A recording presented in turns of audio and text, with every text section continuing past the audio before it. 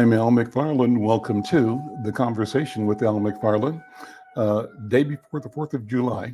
Glad to be here and glad to have you along today. Wanted to do something special today, considering it is the holiday. It's an important one. And two things I pulled up. One is I wanted to read portions of the Frederick Douglass speech on what the 4th of July means to Black people in America. That's one. But I also wanted to share with you what I thought were excellent remarks made by our current president, President Joe Biden, on Monday, following, the all the conversation, or last week following the conversation around the debate. And so those are two things. Then today we also want to sort of follow up on the Promise Act in Minnesota. So that's some good things.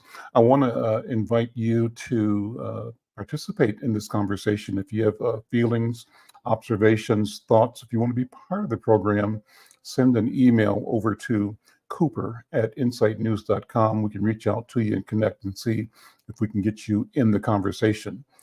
Things are fairly flexible, fairly open, and I'm available to engage you in the conversation. In fact, I want to. So I thank you who are joining us by any of the various platforms that we use. Thanks to the National Newspaper Publishers Association, NNPA. We call it the Black Press of America. We're streaming live on the YouTube channel of the Black Press of America, and we also stream on the Black Press's Facebook pages. We stream live on Insight News and Al McFarlane Facebook pages as well, and we stream across Twitter or X and LinkedIn. No matter how you're connecting, we value you, we appreciate you, and we thank you, and we want to have this be a conversation between all of us. So if you are so inclined, just click on, make a comment in the comment section, give us your email address, and if we can get to it, we'll send you a link and you can join the conversation. Well, two things. Let's look at the upcoming week's Insight News. We're going to press a little early this week because of the holiday tomorrow, our printer's schedule. But we've got a nice piece on the front page. Cooper, can you pull it up and just sort of share with our audience our front page for upcoming Insight? And that's pretty cool. I think it's a pretty bold statement. This is not printed yet. It's going through the printer today, but I want to share with you what we are doing here at Insight to talk about the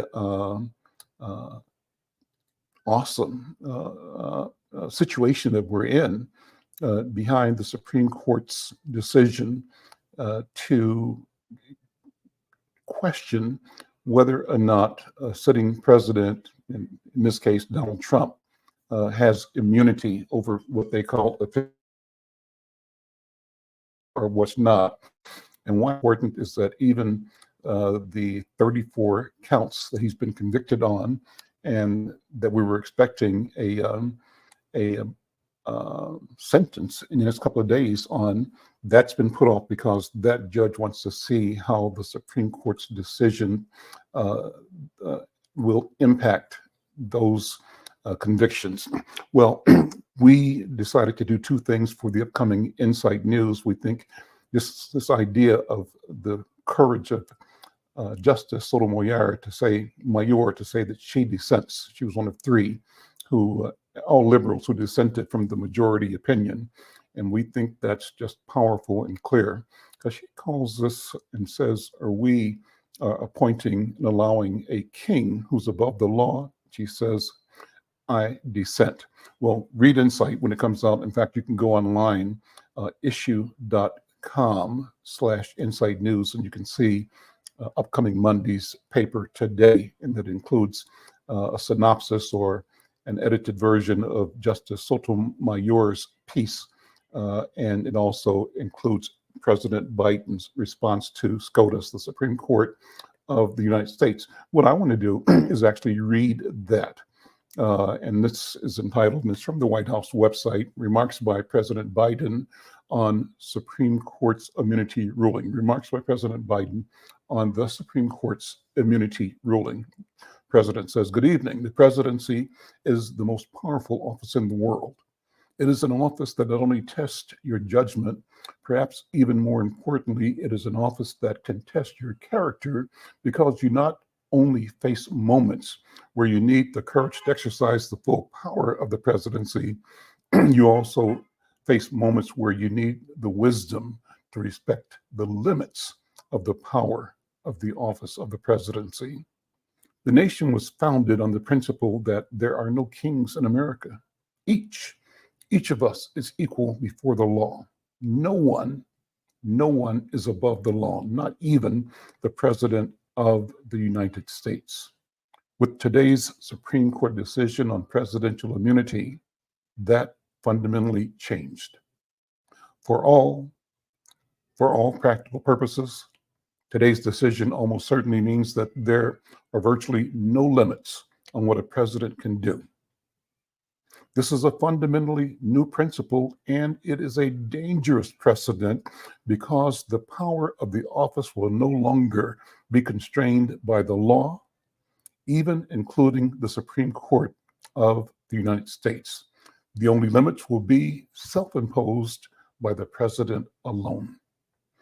This decision today has continued the court's attack in recent years on a wide range of long-established legal principles in our nation, from gutting voting rights and civil rights to taking away a woman's right to choose, to today's decision that undermines the rule of law in this nation. Nearly 4 years ago, nearly 4 years ago, my predecessor sent a violent mob to the U.S. Capitol to stop the peaceful transfer of power. We all saw it with our own eyes. We sat there and watched it happen that day. Attack on the police, the ransacking of the Capitol, a mob literally hunting down the House Speaker, Nancy Pelosi, gallows erected to hang the Vice President, Mike Pence. I think it's fair to say it was one of the darkest days in the history of America. Now, the man who sent that mob to the U.S. Capitol is facing potential criminal conviction for what happened that day. And the American people deserve to have an answer in the courts before the upcoming election. The public has a right to know the answer about what happened on January 6th before they ask to vote again this year. Now, because of today's decision, that is highly, highly unlikely. It is a terrible disservice to the people of this nation. So now the American people have to do what the court should have been willing to do, but would not. The American people have to render a judgment about Donald Trump's behavior. The American people must decide whether Donald Trump's assault on our democracy on January 6th makes him unfit for public office in the highest office of the land. The American people must decide if Trump's embrace of violence to preserve his power is acceptable. Perhaps most importantly, the American people must decide if they want to entrust the president, once again, the presidency, to Donald Trump, now knowing he'll be even more emboldened to do whatever he pleases whenever he wants to do it. You know, at the outset of our nation, it was the character of George Washington, our first president, that defined the presidency. He believed power was limited, not absolute, and that power would always reside with the people, always. Now, over 20 years later, with today's Supreme Court decision, once again, it will depend on the character of the men and women who hold that presidency that that are going to define the limits of power of the presidency, because the law will no longer do it. I know I will respect the limits of presidential power, as I have for 3.5 years, but any president, including Donald Trump, will now be free to ignore the law. I concur with Justice Sotomayor's dissent today. Here's what she said. She said, in every use of official power, the president is now a king above the law. With fear for our democracy, I dissent. End of quote. So should the American people dissent. I dissent. May God bless you all, and may God help preserve our democracy. Thank you, and may God protect our troops. Those were the words, the statement from President Joe Biden earlier in the week or last week. Well, interested in what you think, what your thoughts are. And I want to read one more piece at the end of the show today, talking about this question of democracy. But the second piece I'll read is a speech written in, I think, 18, you think of the year. It's a important speech written by Frederick Douglass, written and delivered July 5th, 1852. I'll read excerpts of that when we come back after the current interview. So let me switch, let me pivot. Again, thank you. Love to have your point of view, your thoughts on this issue and on any other issues that are important to you right now as well. Let's see. Steam in my eyeglasses here. Let me bring in my friend and neighbor and colleague and actually relative, Kenya McKnight. She is the leader of Black Women's Wealth Alliance. We talked briefly last week with Kenya about the Promise Act, but we want to take some more time talking about that, what it means, and talk more broadly about her work in creating a vision and real opportunity for Black women's and Black community business and wealth creation. Kenya McKnight Ahad, good afternoon, sister. How you doing? Good afternoon. I'm good. How are you? I am well. I'm well. Just getting ready to chill out for tomorrow, with the Yeah. 4th of July. But like a lot of African Americans, always at minimum concerned about what it really means, and I want to be awake and aware of the history of our people in this country, the United States, and also be aware and thinking about, what role we have played in making this idea of democracy real, because it has not been real for us. Mm-hmm. It has been our tenacity, our resilience, and our perseverance that, and our intellectual and organizing power that has shifted the country towards the truth of the potential of democracy. Absent that, who knows where we'd be? And I Yeah. fear that the energy of Trump and the Trumpites, that energy seeks to reverse the clock and put us back into a non-citizen or second-class citizenship status. And I believe we have to say, I dissent, and we have to fight. This is like the thing where it's like the last mile, the last minute, the last bullet, the last person. We got to take this thing to the wire, and we have to win. But that's enough of that. Kenya, how you doing? No, I mean it's real, and I was thinking as you was talking, and I had been paying attention. I watch the news every day, more national, and also try to keep up with international things because they influence Mhm. what's happening locally.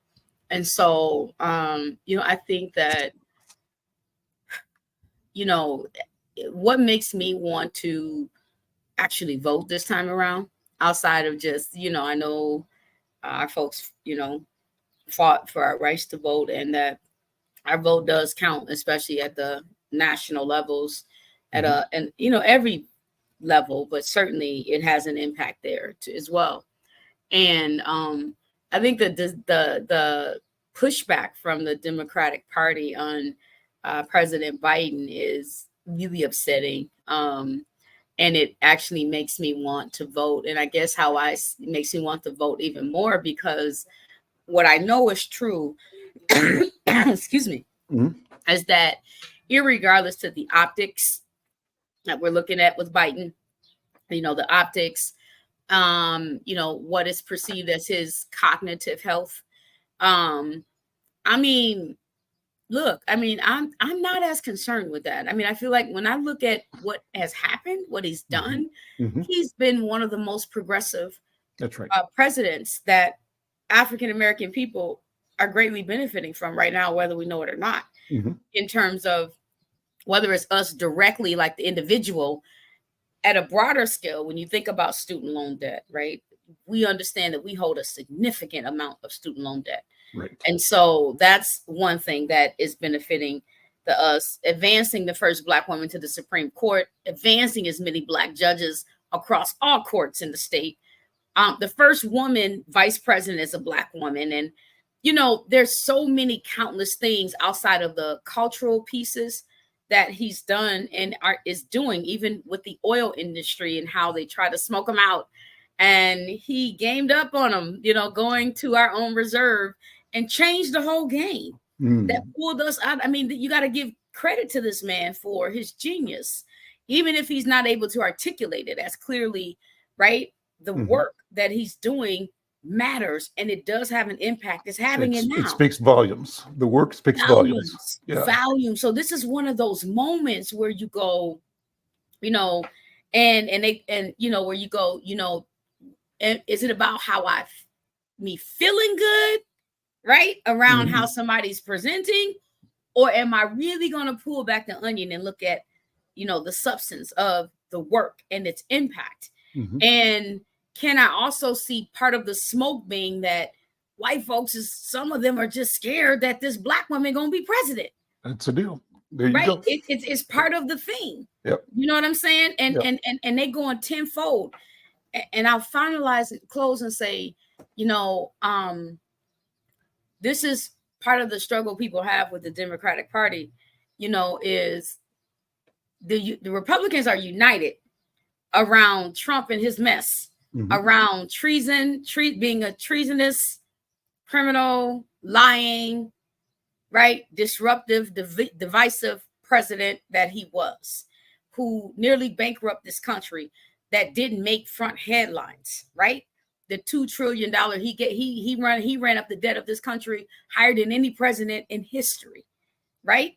And he gets to sit up there and lie, and it's coded with white supremacy. I mean, I think if I've never seen white supremacy on front display before, here it is. It's so bold and loud, and we feel it. He's tearing up the court system, the whole, it's crazy that it's even allowed to happen. But Republicans are united around it, right? Democrats are divided around the opposite. That's hard.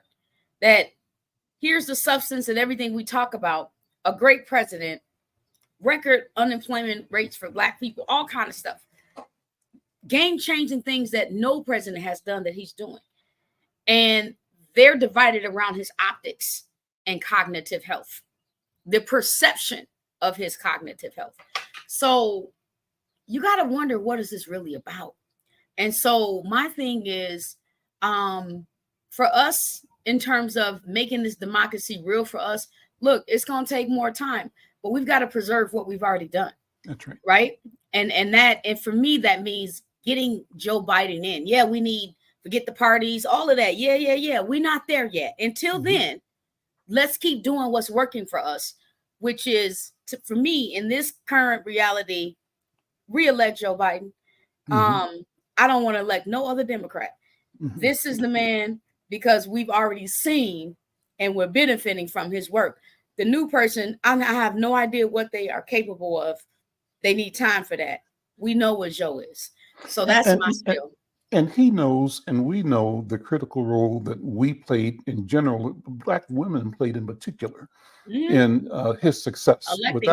Without the leadership of Black women, without the support of Black voters, there'd be no Joe Biden. We'd be still living under Trump. And the scary thing is, we're going to stay the course. We stay in the course. We stay in the course, but we have to make sure we get our people out. So you and I, when we first connected, Kenya, some years ago, you had asked me to give an endorsing nomination for you, because you were going to run for City Hall, I think, at that time. City Council, Fifth Ward, this neighborhood.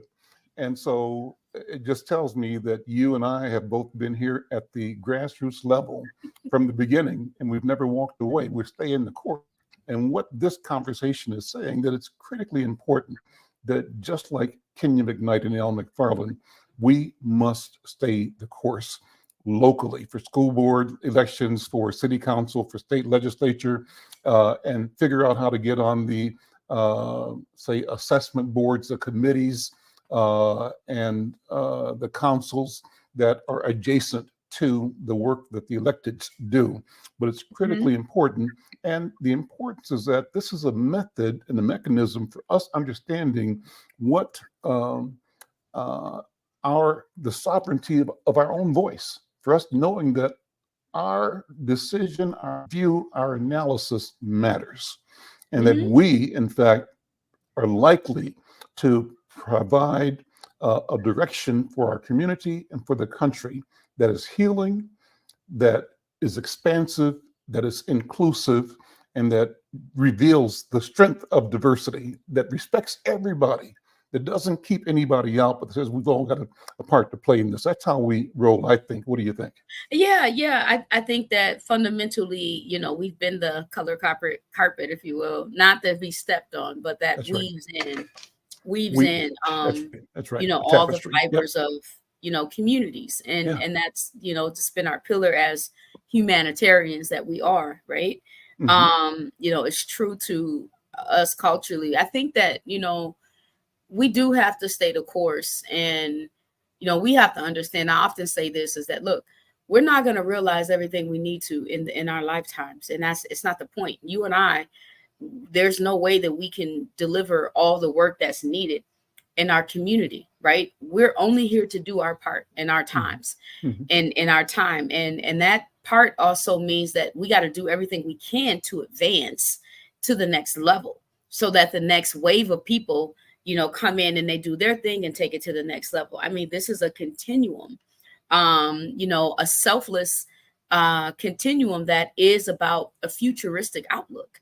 Because look, if our ancestors were only thinking about their reality in the now that they were in, we wouldn't be here. That's right. Right? They knew they wouldn't see where we are today, but they saw that we would see it. And so they put in the effort, right? In spite of everything they were dealing with, to make that, sacrifice so that we could. And that's a thing we have to continue. So stay in the course. It's like, well, it ain't gonna make a difference if you don't want it to. I mean, you may not see the whole difference that it's going to make, but that's not the point. It's not about the difference you and I can see. It's about the difference you and I can make for the next generation to see. That's right.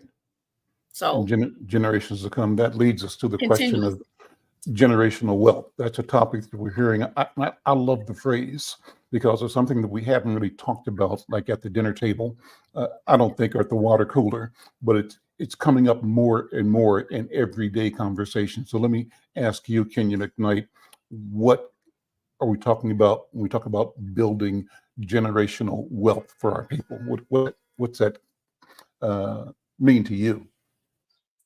I mean, to me, it is about having the level of resource that you need to pay for the decisions that you need to make to live the life that you want and need to live through generations at its core. And what assets you build around to support that, right? So you think about if like housing is important to you and you like, I mean, a lot of things are important. Let's just take housing though, to say, I never want to be homeless. And I want to we understand that housing is, half of the expense of our incomes at times. And so, I want to make sure that I relieve future generations of burdens, of my family, of burdens of, having to worry about where they're going to live. Because foundationally, you can't build much if you don't have a solid foundation of your household, like where you live. You got to, and so it's part of that security that you want to provide yourself and your family through generations. You might own some real estate that you pay and take care of and, set it up in a trust, that it will always remain as part of a resource for your family to have a place to live. Granted, they're doing everything they need to do. You set up your threshold. So to me, it's about, making investments for the future. The same thing we was talking about. We're the wealth of our ancestors.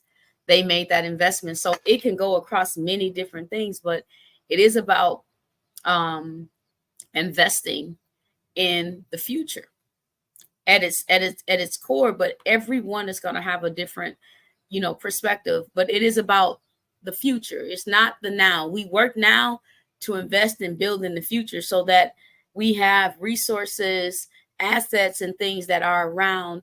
And it's not just monetary. It's not just, real estate, land, it's culture, it's values, right? It's sometimes jewelry, it's recipes, it's, You know what I'm saying? All those things that we It's want. ways of knowing, ways of looking at things, and ways of understanding the world, and Mhm. being confident that your analysis of what exists is a proper foundation for the work that you're willing to do to create the future. And it says that you are responsible for authoring the future. You're a co-author of what will be, and it gives you both the right and the responsibility to bring your voice and your vision, your knowledge and your power to the conversation, no matter where you are. That's what I think. Yeah, and while you can't guarantee the success of that future that you invest in, because it's left up to the folks who, are the inheritors of that, of Mhm. what they're going to choose to do with it. We have the responsibility to guarantee that it exists. It exists, and we hope that we teach and cultivate them enough to expand it beyond what they inherited. Let me shout out to Anura C. Asser. Brother Anura, thank you for your thumbs up. We appreciate you and the work that you do at Black Ink. And also shout out to our friend Michelle, who's out on the East Coast, who's here every day. Sister Michelle, thank you so much for your presence and your support of the Conversation with Al McFarlane. So let's sit in the work of the Black Women's Wealth Alliance. I know you got only so much time, but I always want to refresh people on what is the Black Women's Wealth Alliance, where that vision comes from. How do you articulate that vision, and what outcomes you seek by the work that you do and by the team you've assembled to make a difference? My vision is bigger than my life, I tell you that. That's a good Um, one. That's a good place to start. That's a great place to start. What a wonderful comment. yeah. You know what? The work is, I'm in my 10th year. Mhm. So August makes 10 years that we've been around, and it's really amazing, like, just to still be around in this work and doing it, and only feeling like I'm just now getting ready to do the work of it.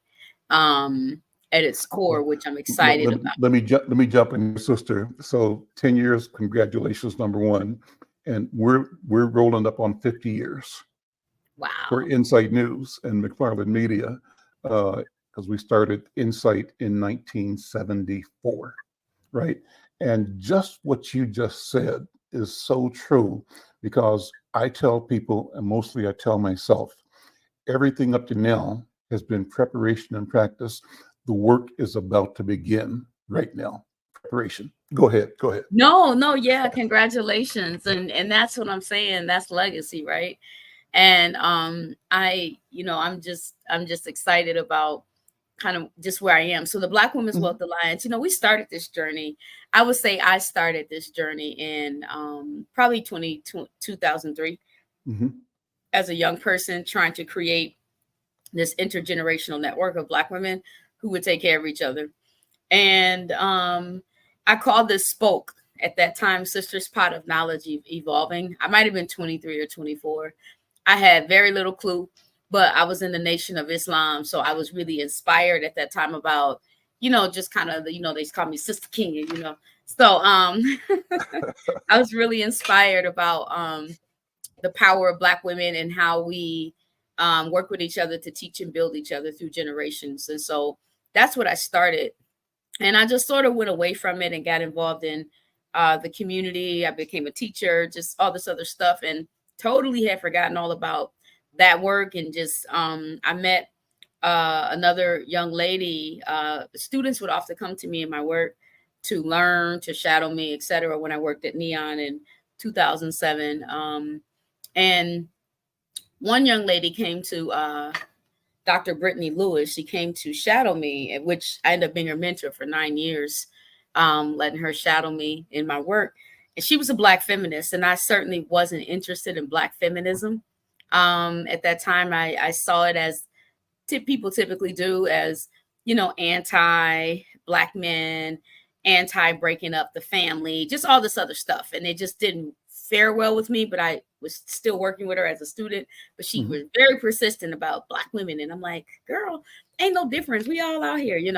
Um, but it struck me over time. I was like, okay. Because, I had to figure out how I was going to really support this student and not like shut her down, right? Mhm. Because of her very keen focus on Black women. And then I'm a Black woman. So it really took me somewhere over maybe took about 3 years for me to break. And then I said, you know what? All right. So I was like, you're right. Let me look into this more. And I began to look, and my uncle always told me, like, you need to work with Black women. I'd be like, man, I'm the tomboy. I don't even deal with women that much. I don't like the girly stuff, just all the catfighting. Like, I've just never been into the girly feminineness. And so it really took something from me to get to this place to really work with women, to be honest. And this young lady was a big part of that conversion. And then my uncle passed. Then, of course, sometimes when people pass, you think about, the things they say the most to you. And his biggest thing was, you need to work with Black women. And so that, of course, began to, be at the front of my mind. And I was at the time preparing to do an internship at Oakland at Policy Link under my Bush Fellowship in 2014. And a couple days before my flight, I got a message from Nikema Levy-Pounds on LinkedIn, and we've known each other, but we just, we hadn't like connected, but we know and respect each other. And so when she reached out, I'm like, okay, yeah, and she said, God has a message for you, and I need to talk to you in person. So we met up the next day at the cafe, and just in her mouth, what came out was, you need to work with Black women. This with God. And I'm like, oh, boy, wow. She has no idea what had been going on prior to, with my uncle and the young lady, which was more recent at that time. And I said, okay, I got it. Message. I received the assignment, I'm listening now. No, yeah. Okay. So I got on the flight, and the next day, and I was there at Policy Link, focusing on social equity because I had worked in transportation for a while. So I was working with the White House, with the Policy Link around creating economic development plans across 144 regions to make sure they had racial equity strategies and ways to invest in, Black and other underrepresented communities. So that was my work there for almost 6 months, and it was great. But in the background of that work, I was doing a lot of research on Black women and Black economics and things like that. And I thought, oh my gosh, there was a whole bunch there that was confusing. And so I came back. When I came back to Minneapolis, I organized, I probably reached out to about 30, 40 people in my network to have meetings so I can talk about what I found and understand what they thought about working with Black women. And so 20 women showed up. And we met at the McDonald's on West Broadway, right up the street. So we met for 6 months straight. They wanted to meet every week. We did a few months at McDonald's, and then the rest we were at my apartment complex. And that was the beginning. And it was the Black Women's Business Alliance at that time. Where we realized that all of the things that I had researched was right there in Minnesota, right amongst this network of women. And that, we were very clear about wealth was nowhere in our focus at that time. We didn't have the language. We were just talking about it as business owners and et cetera. And so, we try to do a little bit among ourselves, but we weren't able to move beyond where we were, honestly, because most of us needed everything from the table before we can even build the table and get some there. So it was weighing it down too much, but it was a lot of ideas, a lot of conversation, a lot of foundation is what I call it. And I stepped away after a while because, you can only meet and talk so much. And it just, and started trying to do something and I created the Black Women's Wealth Alliance because I began to learn more about wealth, what that meant, the language. And I saw that it was a bigger picture than what we were even talking about. And that business was a part of it, but that there was something different that was needed. But I needed a little bit more research. And so we got a grant from Cura. And I worked with that young lady again, Dr. Lewis, to create Minnesota's first report on the economic status of Black women. Wow. And I was shocked that it was nothing prior to that. The Women's Foundation has since continued the foundation of what we began, which is great. But that's where we started. And from there, we've done a lot of things trying to figure out what to do. But ultimately, it was about the fact that at that time in Minnesota, nearly 80% of Black women were the primary breadwinners of their household, despite their marital status, number one. That was like, whoa, right? Because it wasn't met with equal opportunity, is what we saw in our report, that like nearly 35% of the jobs we held at that time were concentrated in low wage occupations, right? We had not received less than 15% of capital lending for our businesses, but we were leading new business startups in Minnesota. And we had to disaggregate the data and distinguish ourselves from immigrant Black women, right, to diaspora Black women, to who we are, what we call historically Black, so that we could see ourselves a lot clearer. And once what we saw was like really shocking and disappointing, that no one had paid us that much attention, any attention at that time, to even know that we were drowning. Wow. And, you know, we were drowning while we were out here doing what there was no eyes on who we are and what we needed.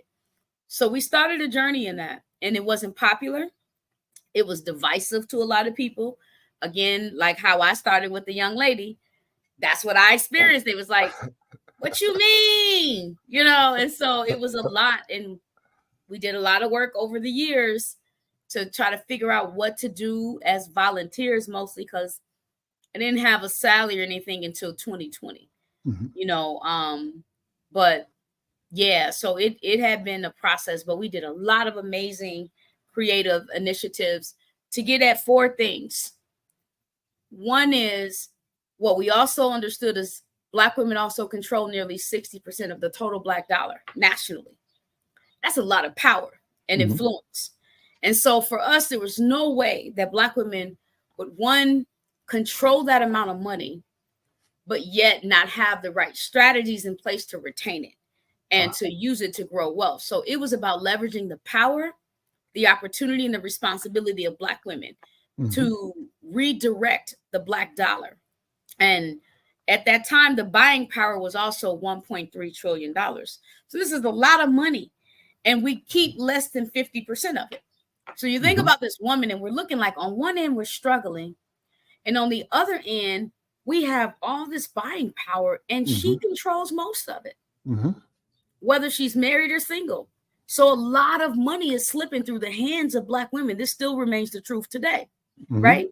And so and I think that there's just a lot of unconsciousness about this power that we have financially and the opportunity we have ahead to build Black wealth, but also the responsibility we have, right?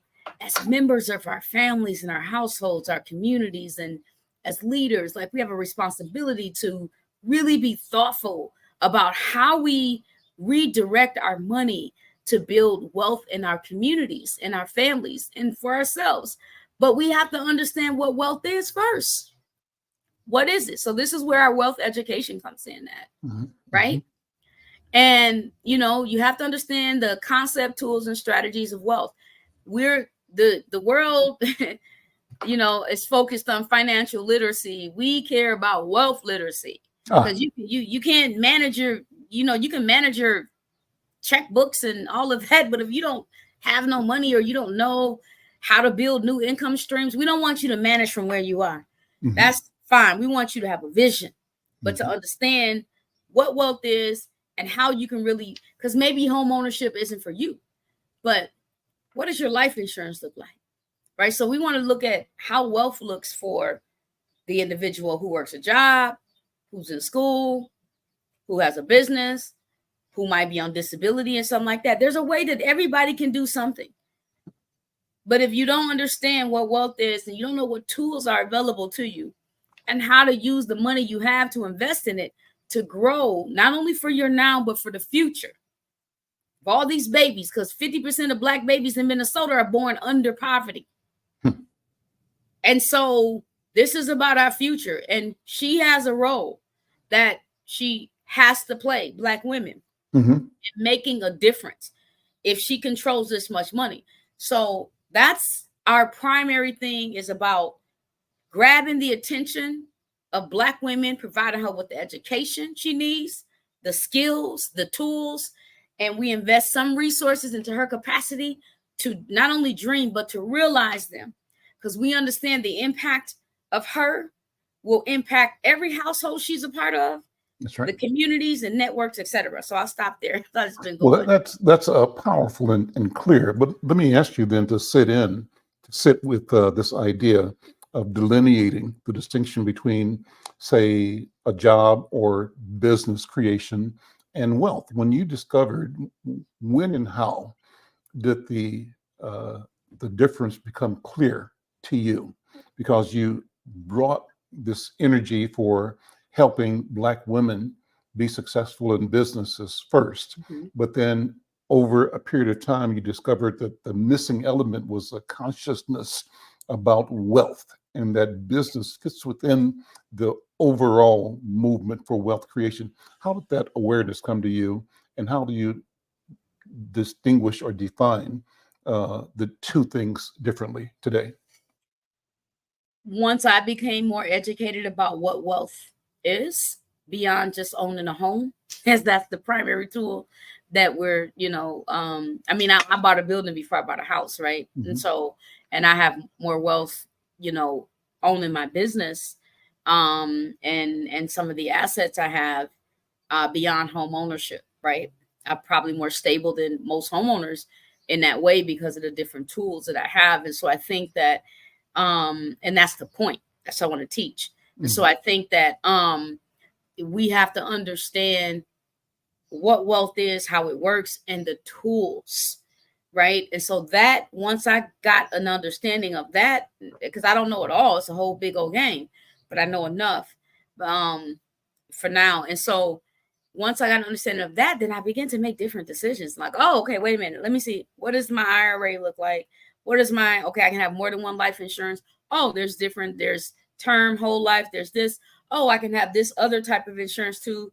Oh, my company, this and that, how I set my business up as a wealth tool. Oh, I also am an employee of my company. And so like, how do you, okay, I can offer benefits as an employee. There are other benefits I can get, 401k. There's a lot of ways to double down on this. My short, long-term disability, all these different types of insurances and things that are wealth tools, right? And so you have to think about them. They're wealth tools because if something happened to you in your job, you only got so much PTO, right? So, but if you have these other insurances that kick in, right, you don't lose it. These are tools, and so it's all about what you understand wealth to be, how it works, and then the tools. And so from there, I got to say, oh, I see. Okay, so this is not just about entrepreneurship, although you can build wealth as a business owner, depending on how you set your business up, right? It's about the infrastructure of it, it's cash flow, all that, yeah. But ultimately, you have to understand it as a wealth tool. Same thing with work. Like we're in these jobs, and I'm watching people leave their jobs because they don't like it. One, which okay, but two, not exploring their employee benefits packages, right? Like they're there, and I understand. Like I'm trying to distinguish the difference between how we show up culturally, right? As field people, spiritual people, so we're very in tune with that part of it, and it's hard to have the capacity sometimes to navigate white supremacy and to move that part of you to the side and stay focused on the goal. Like, I don't care what these people say. Okay. I'm here to get my check. I'm gonna do my job because my wealth, you understand that you trying to get to a certain point for retirement. I'm on a mission. I'm on a mission, and I can't be stopped. Yeah. Period. And so we don't have the same levels of endurance as boomers, in other generations. And so the endurance is breaking down through generations. And so it's like we got to teach emotional intelligence and different tools and help us see it differently, so that we understand how to navigate, because we don't have those navigational tools in the same way. So that's about wealth. So these are the things that help me really distinguish when I started looking again at the concept and the tools of wealth and the different strategies and how wealth is built even as a student, how you're making choices about what you know school you're going to and what degree you're exploring can set you up for wealth or not. And I think maybe I'll just wrap this up and say what really struck me in all of this was my work at the TAB board, the Transportation Advisory Board. I served there for 6 years as their first African American appointee. And I understood I got to experience and see how our business strategies in the Black community from, the general where I worked over North and whatever, were very different from how white communities orientated to business and government. And then the data and the research, when you look at the type of businesses we have, most of them are in healthcare. And a lot are in social service, right? But they're not as many that are aligned with a market strategy. Market strategy of not marketing, but market of where money is actually being made. That's right. Right? Tapping into markets and of existing money. And we just don't, there's not a lot of inroads to that. And even when I think about my work, as a person who worked in the business, CDFI business development world for years, right? Under when I worked with Neon and other folks, for that, I realized there's just a misalignment with how we're being taught about business, the way Black folks are getting set up to think and operate in business at that time, opposed to how it really worked in the systems and the markets. And there's a misalignment. And let's stop there because you've got a hard stop. Oh, okay. Already gone past your time. Yeah, I was just going. You promised me that you could stay till about 1:45, and I've already taken you past that. I want to respect that, but this is a master class. Thank you so much for sharing both the information and the spirit behind the information, the confidence behind the information that you've been sharing. But we just got to do more of this. I think we have to keep this conversation going and sharing it. This is about documentation. It's about teaching and creating roadmaps for ordinary people to have access to it. I want to thank you, but take a minute to talk about Zura. Yes. And promote what you're doing right now so people know how to connect with you and to be part of this flow. Absolutely. So thank you. And sorry, I can get lost in this world of the work. There's so much to share and teach. Well, we have to come back and keep doing that, Yeah. So ultimately BWWA is the mothership. And we've hunkered down on, the wealth creation through the education.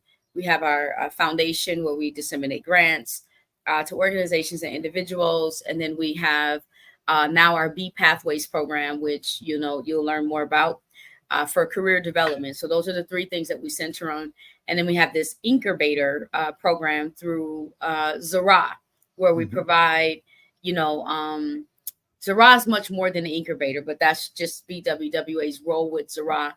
It stands on its own as its own institution. So in 2021, I purchased the 1200 West Broadway building, and I turned it into Zara, which is a holistic wellness, cultural and economic space that centers on holistic wellness as well. So in that, we have an incubator that where about 10 Black women entrepreneurs operate beauty, wellness, and food and retail businesses. Really, for us, it's game changing. What we're doing is just really revitalizing or expanding on the economy, the Northside economy, by providing opportunities for entrepreneurs to provide direct services to the community. That's part of a larger ecosystem of holistic, care and wellness, and some high quality services at that, as well as in the beauty sector. We have a hair restoration center here. We have a couple massage parlors. We have a Himalayan salt room. We have body scrubs, body wash, ionic foot soaks. An apothecary, a lab. We have a variety of things, and we're getting ready to open our cafe called Shantae's Place. And so it's a hub, an ancestral hub. brought to you by, you know, our ancestors. But I'm facilitating this on the north side, and it's important. It's needed, and we have a lot of folks who come and visit and support what we're doing here at Zara. Can you? I should mention we have a free acupuncture and chiropractic clinic out of Zara every Wednesday and Saturday in partnership with the Northwestern Health Sciences University. Open to your clients, or men and women? Yeah, everybody? men and women. It's open to, so everything we do here is open to both men and women. Okay. So, awesome. But the clinic is open to everybody. So you can go to ZaraUS.com and book an appointment, look for free clinic, and you'll find some of the businesses there. It's a landing page. The actual website will launch in a couple of weeks, but it's up there for you to at least book. Super. Kenya McKnight, Ahad, thank you so very much, and continued success. We'll continue this conversation because we got a lot to say and a lot to do. And as you said, we're just at the beginning, but we're going to get this done. Yes, sir. We don't have a choice. You. All right. Thank you so much. We'll see you. Yep. Bye-bye. Bye. I'm Al McFarlane. This is the Conversation with Al McFarlane. What a wonderful conversation. You know, and I tell people that I met Kenya again. We met in the political arena during one of the precinct caucuses, I think, where she said, would you introduce me and perhaps recommend me as a candidate for city council? And I said, I'd be honored and glad, because I had seen her from a distance and knew that she was intense and committed and just had this inside authority and leadership ability and capability. I recognized that. And then sometime later, I was on a genealogy page, maybe a Facebook page. I am, through my mother's side, a Sykes. Sykes is out of Mississippi. And I'm on the page, and I look up, and there's Kenya on the page. So I called her, said, what you doing on my family's page? She said, what you doing on my family's page? So we related, and that's a beautiful thing. This is when we have to continue to discover each other, discover where we are, who we are to each other, and how we get to be with each other for each other. And that's a critical thing.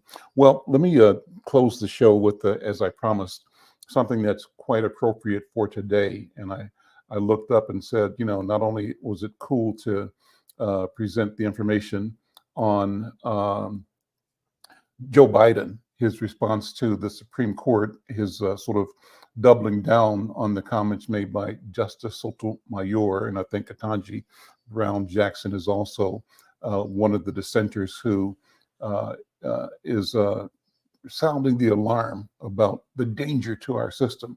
But, you know, this is not new for us. So I have pulled up here, I'm going to just read a couple of parts of it, maybe a page from the beginning and a page from the summary. It's a long document. It's 14 pages. And I've not read it aloud before. So I'm reading it aloud, introducing it to my own ears and sense as I'm sharing it with you as well. I'm going to just make my page a little larger so I can read more clearly. And so this, again, was a document that is dated July 5th, 1852. Frederick Douglass says, Mr. President, friends, and fellow citizens, he who could address this audience without a quailing sensation has stronger nerves than I have. I do not remember ever to have appeared as a speaker before any assembly more shrinkingly, nor with greater distrust of my ability than I do this day. A feeling has crept over me, quite unfavorable to the exercise of my limited powers of speech. The task before me is one which requires much previous thought and study for its proper performance. I know that apologies of this sort are generally considered flat and unmeaning. I trust, however, that mine will not be so considered. Should I seem at ease, my appearance would much misrepresent me. The little experience I have had in addressing public meetings in country schoolhouses avails me nothing on the present occasion. The papers and placards say that I am to deliver a 4th of July oration. It certainly sounds large and out of the common way for me. It is true that I've often had the privilege to speak in this beautiful hall, to address many who now honor me with their presence, but neither their familiar faces nor the perfect gauge I think I have of Corinthian Hall seems to free me from embarrassment. The fact is, ladies and gentlemen, the distance between the distance between this platform and the slave plantation from which I escaped is considerable, and the difficulties to be overcome in getting from the latter to the former are by no means slight. That I am here today is, to me, a matter of astonishment as well as of gratitude. You will not, therefore, be surprised if, in what I have to say, I evince no elaborate preparation nor grace my speech with any high sounding exordium. With little experience and with less learning, I've been able to throw my thoughts hastily and imperfectly together, and trusting your patient and generous indulgence, I will proceed to lay them before you. Well, that's a hell of a beginning. That's an awesome way to set up a powerful statement. This is a statement by Frederick Douglass, who declares here that he is a few, not far in distance from the place where he had been enslaved. Now he's addressing it as a free human being, as a free man, as an abolitionist. So he says, this, for the purpose of this celebration, is the 4th of July. It is the birthday of your national independence and of your political freedom. This, to you, is what the Passover was to the emancipated people of God. It carries your minds back to the clay, to the act of your great deliverance, and to the signs and to the wonders associated with that act that day. This celebration also marks the beginning of another year of your national life and reminds you that the Republic of America is now 76 years old. I am glad, fellow citizens, that your life of a nation, I am glad, fellow citizens, that your nation is so young. 76 years, though a good old age for a man, is but a mere speck in the life of a nation. 70 is the allotted time for individual men, but nations number their years by thousands.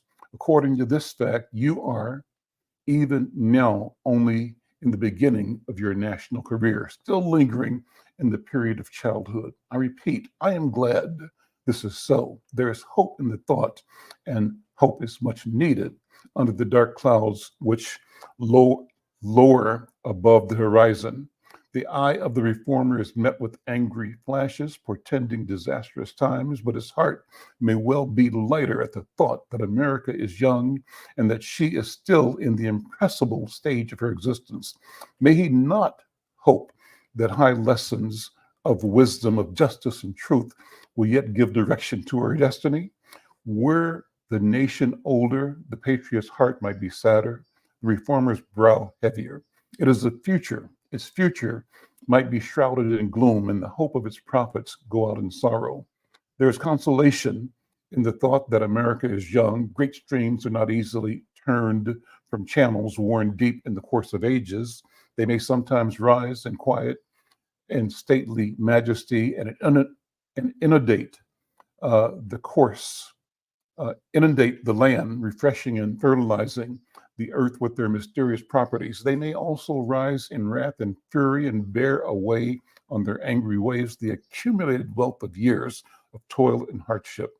They, however, gradually flow back to the same old channel and flow on as serenely as ever. But while the river may not be turned aside, it may dry up and leave nothing behind but the withered branch and the unsightly rock to howl in the abyss sweeping wind, the sad tale of departed glory. And so, as with rivers, so with nations. Boy, this is just powerful language. It's wonderful language, beautiful language. And I'm going to sort of go down through, since we're mindful of the time here, to the closing statement. This is a 14-page document. I've read page 1 and page 2. But he concludes, and I'll conclude this. I think I'll do 2 parts. One, he says, is subtitled, let's see. And this is a brilliant, I knew of it, but I've never read it directly. The subtitle is The Present. Okay. That my business, if I have any here today, is with the present. The accepted time with God and his cause is the ever living now. Open quote. Trust no future, however pleasant. Let the dead past bury its dead. Act in the living present, hearts within and God overhead. He quotes that probably from music. He says we have to do with the past as we can make it useful to the present and to the future, to all inspiring motives, to noble deeds which can be gained from the past. We are welcome. But now is the time, the important time. Your fathers have lived, died, and have done their work, and have done much of it well. You live and must die, and you must do your work. You have no right to enjoy a child's share in the labor of your fathers unless your children are to be blessed by your labors. You have no right to wear out and waste the hard-earned fame of your fathers to cover your indolence. Sidney Smith tells us that men seldom eulogize the wisdom and virtues of their fathers, but to excuse some folly or wickedness of their own. The truth is not a doubtful one. There are illustrations of it near and remote, ancient and modern. It was fashionable hundreds of years ago for the children of Jacob to boast, we have, open quote, Abraham to our father, close quote, when they had long lost Abraham's faith and spirit. That people contented themselves under the shadow of Abraham's great name while they repudiated the deeds which made his name great. Need I remind you that similar thing is being done all over this country today? Need I tell you that the Jews are not only the people who built the tombs of the prophets and garnished all the sepulchres of the righteous? Washington could not die till he had broken the chains of the slaves. Yet his monument is built up by the price of human blood, and the traitors in the bodies of souls of men shout, we have Washington to our father. At last, alas, that it should be so, yet so it is. Well, he's setting up the conclusion here. I'm going to skip, because of time, to the very conclusion of this powerful speech. He, just a second here. Another subtitle, I'll read a paragraph, says, the internal slave trade. Take the American slave trade, which we are told by the papers is especially prosperous just now. Ex-Senator Benton tells us that the price of men was never higher than now. He mentions the fact to show that slavery is in no danger. The trade is one of the peculiarities of American institutions. It is carried on by the large towns and cities in one half of this confederacy. And millions are pocketed every year by dealers in this horrid traffic. In several states, this trade is a chief source of wealth. It's called, in parenthesis here, it says, in contradistinction to the foreign slave trade, close parenthesis, it's called the internal slave trade. It is probably called so, too, in order to divert it from the horror with which the foreign slave trade is contemplated.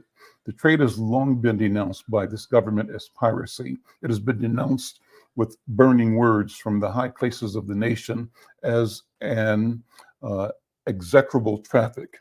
To attest it, to put an end to it, this nation keeps a squadron at immense cost on the coast of Africa. Everywhere in this country, it is safe to speak of this foreign slave trade as a most inhuman traffic, opposed alike to the laws of God and of man. The duty to extirpate and destroy it is admitted by even the doctors of divinity. In order to put an end to it, end it, some of these last have consented that their colored brethren, normally free, should leave this country and establish themselves on the western coast of Africa. It is, however, a notable fact that while so much execration is poured out by Americans upon those engaged in the foreign slave trade, the men engaged in the slave trade between the states pass without condemnation, and their business is deemed honorable. Well, you know what? I'm well past the hour. I'm going to come back to this, maybe even if not tomorrow, in the next couple of days, because this is worth getting into, worth hearing. I'm going to stop right there, and that's what I will do tomorrow, I think. If not tomorrow, next week or Friday, continue to read Frederick Douglass's speech on the 4th of July. In the meantime, think about it, and let's stay connected. I'm Al McFarlane. We'll see you next time.